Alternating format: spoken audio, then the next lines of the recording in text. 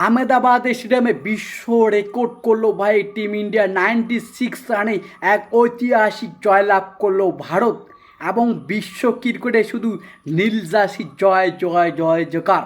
2023 থেকে 2026 পর্যন্ত ভারত 4টা ট্রফি ডিফেন্ড করলো ভাই। টি-20 ওয়ার্ল্ড কাপের প্রথম ট্রফি বার্বাডোস 2024 সালে টি-20 ওয়ার্ল্ড কাপের ট্রফি হাত উঠাইছে রোহিত শর্মা।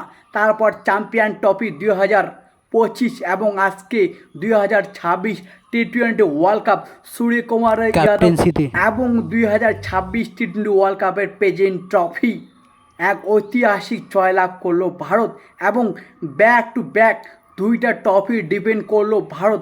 এটা শুধু করতে পারে ভারত একমাত্র টিম।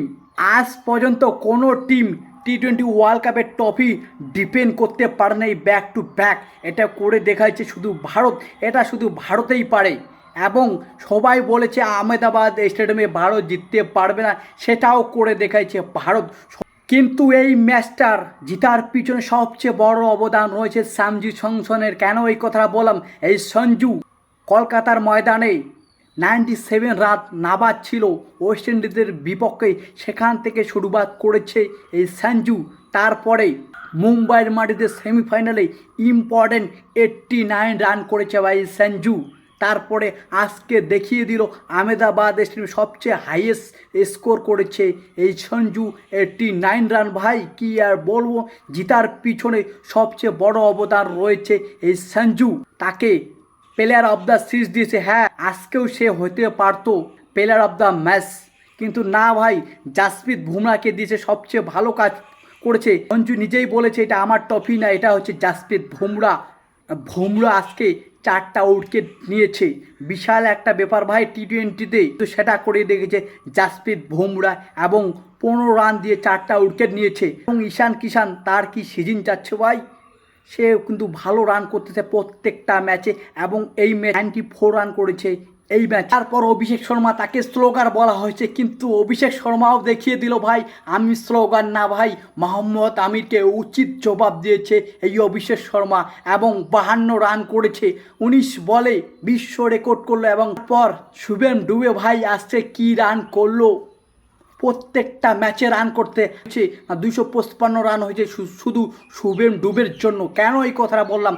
তার ইম্পর্টেন্ট 26 রান এবং 24 রান করেছে লাস্ট ওভারে ভাই। ব্যাক টু ব্যাক রান করতেছে শুভেম ডুবে। সবাই কিন্তু ফেল হচ্ছে, কিন্তু শুভেম ডুবে কোনো মতে ফেল হচ্ছে না। তার বিশাল অবদান রয়েছে টিম ইন্ডিয়া জিতার পিছনেই। নেদারল্যান্ডের বিপক্ষেও কিন্তু ভালো রান করেছে এই শুভেম ডুবে, তোমরা সবাই জানো। এবং অক্ষর প্যাটেলকে ভাই বসিয়ে রেখেছে এই আগের ম্যাচে নরেন্দ্র মোদী স্টেডিয়ামে যেটা খেলা হয়েছে, কিন্তু আজকে বরুণ চক্রবর্তী উইকেট পেতেছে না, কিন্তু অক্ষর প্যাটেল কি উইকেট নিতেছে তোমরা সবাই দেখলে। 3টা উইকেট নিয়েছে ইম্পর্টেন্ট। হার্দিক পান্ডে সেও ভালো খেলতে চাবে, তার সিজনও ভালো গিয়েছে এবং হার্দিক পান্ডে বলছে আমরা আরও 10 বছর খেলবো।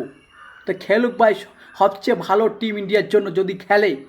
এক ঐতিহাসিক জয়লাভ করলো নিজের ঘরের মাটিতে ভারত, বিশাল বড় একটা জয়লাভ করলাম আজকে।